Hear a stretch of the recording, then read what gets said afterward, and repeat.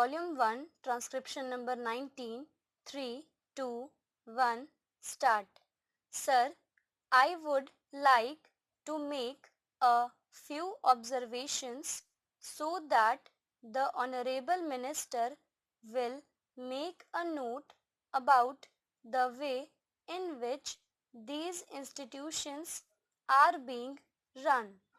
It is a good thing that these institutions have been started, but at the same time, we are suffering from lack of coordination in regard to our technical education. We have certain institutes like the Polytechnic, etc., under the Scientific Research and Cultural Affairs Ministry, and they are run through the state governments. Then there are the engineering colleges under the universities, and thirdly, sir, trade technical education is imparted by the Central Labor Ministry at the state level. In addition to that, the states have certain arrangements of their own for technical education. I feel that there is no effort at coordination, and that leads to a good deal of confusion. Perhaps if there is effort, there are certain difficulties. I hope the Honorable Minister will tell us about that.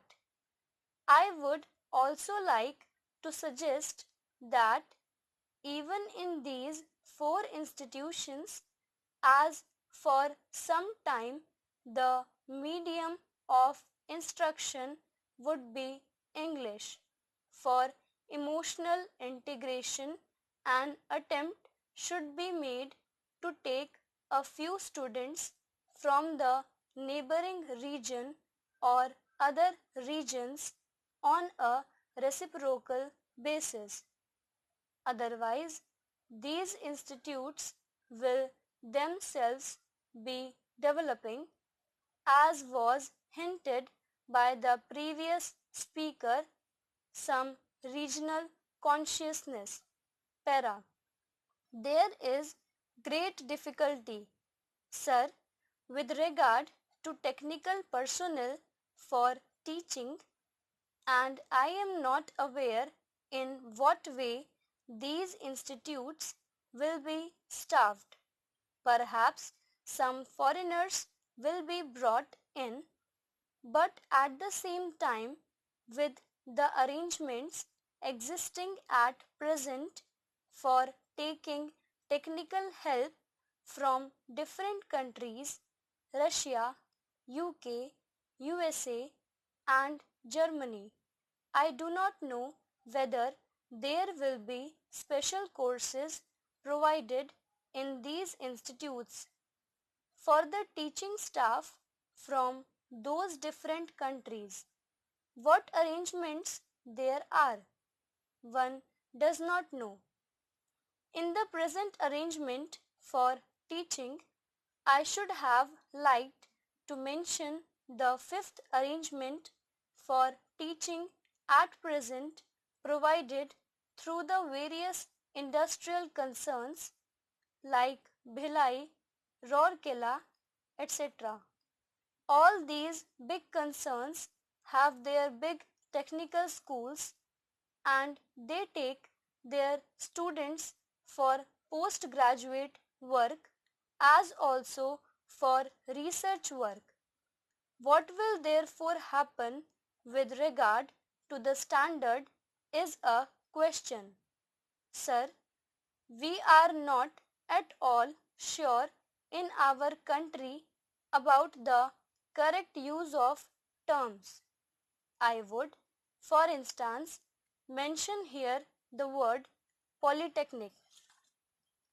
They have one school, and even if there is arrangement for starting another subject, no effort is made, and no sooner they feel they should give guarantee of some sort of technical education without proper enquiries with regard to the possibilities for employment and the various mineral resources, etc., and the basic education that should enable the students to enter the polytechnics, to have the training where it is available. These polytechnics are started. Para. Similarly, there is some confusion about the use of the word university. We have the Roorkee University for one subject, viz. Engineering. So it seems there is going to be one university for one faculty. We have one music university also in Madhya Pradesh. We are going to start, I am told, perhaps a university only for agriculture. So if these institutes are there, which term seems to be really the appropriate word in place of these one faculty universities? I think the Honorable Minister should take the initiative in determining what should be the exact connotation of these terms. Otherwise, one day, as was pointed out, there will be perfect confusion. Para. There comes also the question of the recognition of the degree given by these institutes.